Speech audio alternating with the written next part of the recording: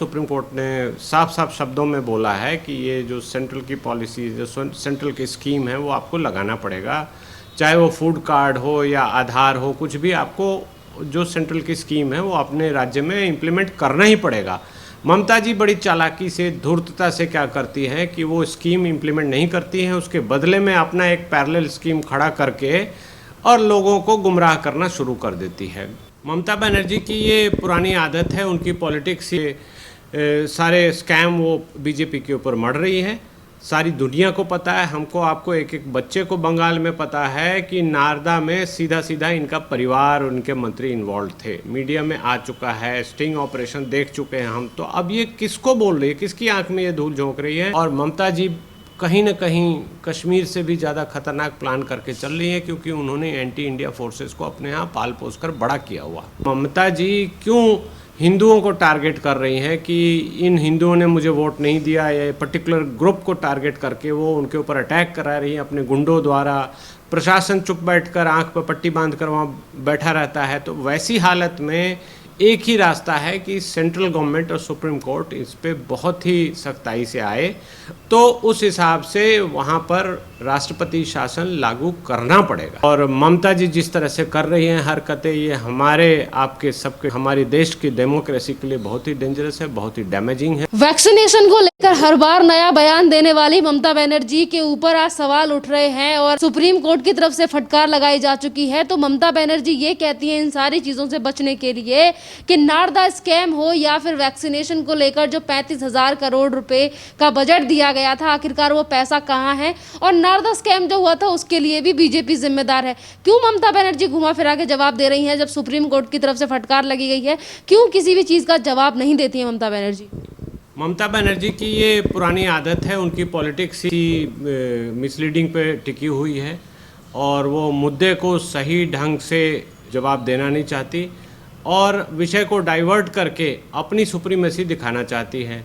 Central government का जो भी पैसा, जो भी पॉलिसीज वहाँ जा रही है, वो उनको मानना पड़ेगा, क्योंकि वो एक स्टेट है। सेंट्रल गवर्नमेंट जो भी दे रही है, जो स्टेट लिस्ट की जो एक्टिविटीज़ हैं वो करें, जो सेंट्रल लिस्ट की एक्टिविटीज़ हैं वो सेंट्रल गवर्नमेंट अपने हिसाब से करेगी। जो कंकरेंट में जो सेंट्रल गवर्नमेंट कर रही है, हेल्थ है या उससे संबंधित जो भी फूड के कार्ड्स हैं, वो सब उनको करना पड़ेगा। उसको डाइवर्ट करने के लिए नारदा और ये सारे स्कैम वो बीजेपी के ऊपर मढ़ रही है।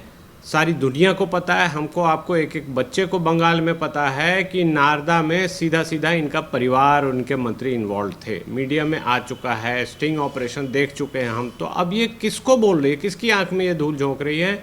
ये तो सवाल उनसे ही पूछा जाना चाहिए।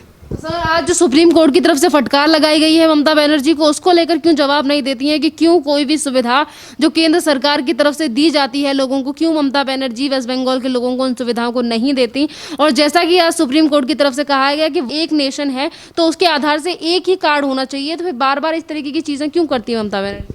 ममता बनर्जी के अंदर कुछ ऐसी फीलिंग आ गई है, ये दिखाई दे रहा है वो कि बंगाल को अलग लेके कहीं जाना चाह रही है, देश से अलग करेंगी। उनकी भावना ऐसी है, उनकी धारणा ऐसी है, उनके एक्शन ऐसे हैं।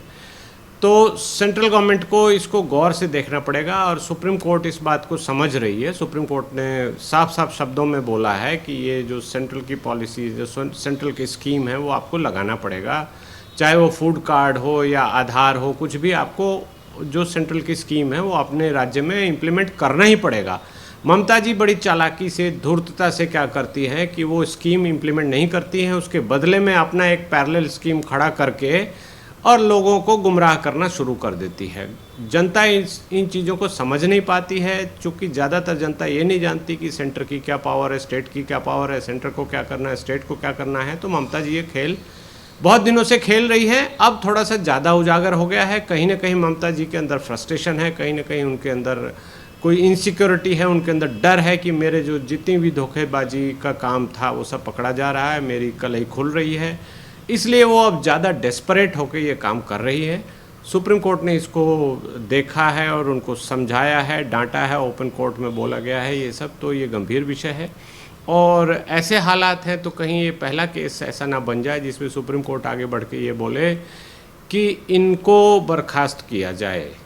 ऐसे होने की संभावना तो बनती दिखती है और वो सेंट्रल गवर्नमेंट का माखौल उड़ा रही है। अब सुप्रीम कोर्ट का भी वो माखौल उड़ाना शुरू कर चुकी है। सर, अगर हम सुप्रीम कोर्ट की बात करें और सुप्रीम कोर्ट ने जिस तरीके से स्कीम को लेकर ममता बनर्जी को फटकार लगाई है, तो एक सवाल ये भी है जो अब बनता है कि सुप्रीम कोर्ट को अब इन सारी चीज़ों पे भी संज्ञान लेना चाहिए जो लगातार वेस्ट बंगाल में हिंसाएं हो रही हैं और अभी भी रुकने का नाम नहीं ले रही और बार बार हिंदुओं को टारगेट किया जा रहा है वेस्ट बंगाल में। और आज भी कुछ ऐसी वीडियो आई हैं जिसमें ममता बनर्जी के गुंडों की तरफ से एक आम व्यक्ति को इतनी बुरी तरीके से पीटा जाता है। ये तो हो रहा है, दिखाई दे रहा है सबको, क्योंकि मीडिया अब सब जगह है, इंच इंच पे सब कुछ जो हो रहा है वो दिखाई देता है, चाहे वो सोशल मीडिया हो चाहे इंटरनेशनल मीडिया हो, सब जगह ये छाया हुआ है। उनकी पार्टी प्लान्ड अटैक्स कर रही है, जो बीजेपी के सपोर्टर्स थे, जो बीजेपी के जीते हुए नेता हैं, उनको प्रेशराइज कर रही है, उनको घर से निकलने नहीं दे रही है। तो वो किसी तरह से चाह रही है कि ये वापस हमारे पास आ जाएं और ऐसा वो 2-4 नेताओं के ऊपर प्रेशर डाल के करने में सक्षम भी रही है। तो ये तो डेमोक्रेसी का मजाक है, डेमोक्रेसी की हत्या हो रही है। दूसरी बात है कि जो सपोर्टर है, जो वोटर है, उस बेचारे की क्या गलती? वो एक आइडियोलॉजी को, डेमोक्रेसी में सबको स्वतंत्रता है किसी भी पार्टी के विचार को मानने की। तो ममता जी क्यों हिंदुओं को टारगेट कर रही हैं कि इन हिंदुओं ने मुझे वोट नहीं दिया, या पर्टिकुलर ग्रुप को टारगेट करके वो उनके ऊपर अटैक करा रही हैं अपने गुंडों द्वारा।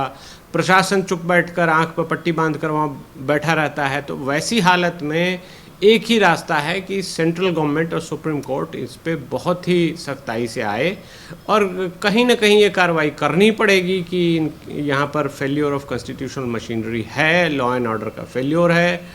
तो उस हिसाब से वहाँ पर राष्ट्रपति शासन लागू करना पड़ेगा।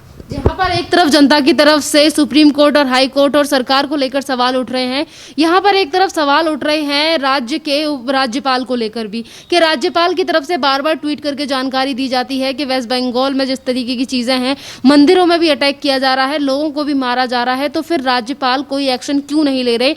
चूँकि राज्यपाल को सीधा पावर नहीं है, वो रिकमेंडेशन भेजेंगे जिस पर राष्ट्रपति उनकी अनुशंसा पर कार्रवाई करेंगे, तो ऐसी कार्रवाई वो कर सकते हैं। और राज्यपाल का सबको दिखाई दिया है कि राज्यपाल का काफिला रोका गया, उनकी गाड़ी को अंदर नहीं जाने दिया, उनके साथ दूसरे तरह के लोग बदतमीजी करते हैं, उनके विरुद्ध दूसरे किसी छोटे से नेता ने बयान दिया है कि इनको हम जेल भिजवाएंगे।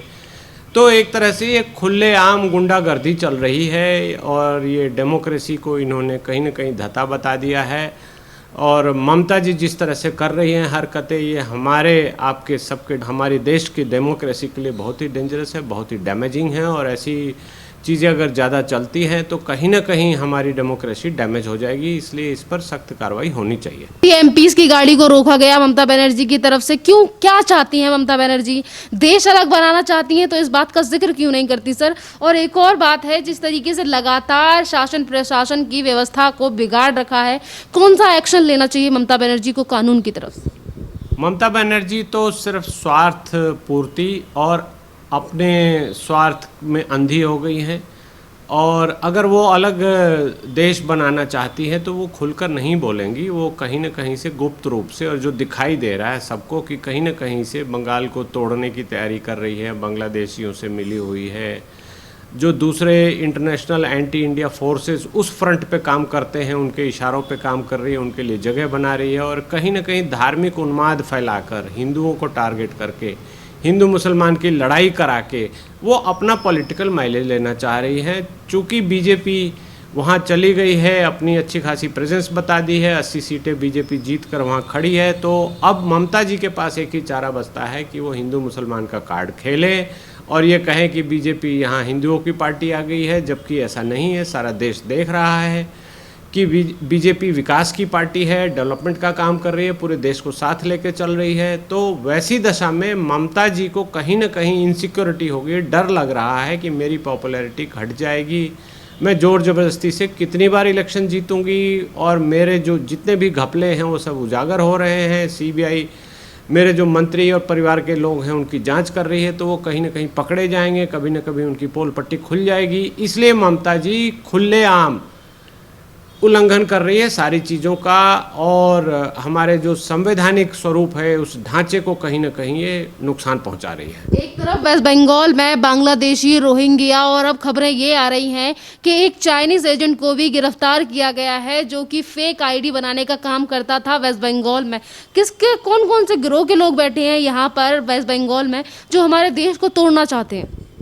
हाँ, ये तो अभी सामने नहीं आया है, लेकिन जैसी गतिविधियां चल रही है तो सबको दिखाई दे रहा है कि ममता जी ने एंटी इंडिया फोर्सेस को अपने यहाँ खूब अच्छे से पाल पोस कर खड़ा किया हुआ है, ताकि वो उसके केंद्र सरकार के जो भी पॉलिसीज़ हैं उनको रोकें, उनको कहीं ना कहीं डाइवर्ट करें और बंगाल की जनता को गुमराह करें। वहाँ पर कोई जातीय, कोई धार्मिक, कोई एंटी इंडिया मूवमेंट चलाएं, जिससे कि ममता जी उसका फ़ायदा, पॉलिटिकल फ़ायदा उठाते रहे, अपनी कुर्सी बचाए रखे, अपने लूटपाट का जो भी काम उनके यहाँ हो रहा है वो करते रहें, उनके मिनिस्टर्स, उनके लोग, उनके कैडर के लोग घपला करते रहें और कहीं कुछ ना हो पाए। तो ये सब उनकी प्लानिंग है, साजिश है, और ये सबको दिखाई दे रहा है और ये बहुत ही दुर्भाग्यपूर्ण है। ममता जी को ऐसा करने से रोकना होगा, और हमारे संवैधानिक प्रारूप में हमारा जो अभी करंट सेटअप है इसमें तो एक ही रास्ता है कि राष्ट्रपति शासन वहाँ लगना चाहिए, लगाया जाना चाहिए, और पैरामिलिट्री फोर्सेस को की प्रेजेंस वहाँ बढ़ाई जानी चाहिए, जिससे कि जो भी लोग इनसिक्योर्ड मूव कर रहे हैं, अपने आप को फील कर रहे हैं, वो कम से कम सिक्योर्ड फील करें, क्योंकि बंगाल पुलिस तो उनका कैडर बन के ममता जी का रह गई है। बार बार हम इस बात का जिक्र करते हैं कि वेस्ट बंगाल में हालात खराब हैं और वहाँ पे राष्ट्रपति शासन लगना चाहिए, पर अब जनता इस बात से काफ़ी ज़्यादा निराश है कि आखिरकार वेस्ट बंगाल में राष्ट्रपति शासन कब लगेगा। जब रिपोर्ट्स आ रही हैं, वीडियोज़ वहाँ से आ रही हैं, तो फिर क्यों केंद्र सरकार इस पर फैसला लेने के लिए देरी कर रही है? केंद्र सरकार चूँकि अभी इलेक्शन हुआ है और ममता जी जैसे कैसे करके भी जीती हैं, एक मेजॉरिटी की सरकार है, तो केंद्र सरकार कहीं ना कहीं अपना हाथ खींच रही है कि इनकी मेजॉरिटी की सरकार को हम अगर हटाएंगे, राष्ट्रपति शासन लगाएंगे, तो दो ही रास्ते बचते हैं, या तो थोड़े दिन बाद चुनाव कराएं या इस असेंबली को डिसॉल्व कर दें। तो इन दोनों में नए चुनाव जब होंगे तो ममता जी फिर से एक विक्टिम कार्ड खेलकर आगे आ जाएंगी। तो केंद्र सरकार कहीं ना कहीं इस चीज़ को समझ रही है और हिचक रही है, इसीलिए ऐसा करने से डर रही है। लेकिन जो दिखाई दे रहा है, जो हालात हैं, उसमें केंद्र सरकार के पास कोई ऑप्शन नहीं है। नहीं तो ममता बनर्जी वेस्ट बंगाल को भी कश्मीर बना देंगी और 10-20 साल के लिए ये ऐसा उलझा हुआ मामला हो जाएगा कि ये सुलझाने में केंद्र सरकार को बहुत ही मुसीबत पड़ेगी, और ममता जी कहीं ना कहीं कश्मीर से भी ज़्यादा खतरनाक प्लान करके चल रही है, क्योंकि उन्होंने एंटी इंडिया फोर्सेस को अपने यहाँ पाल पोस कर बड़ा किया हुआ। धन्यवाद सर।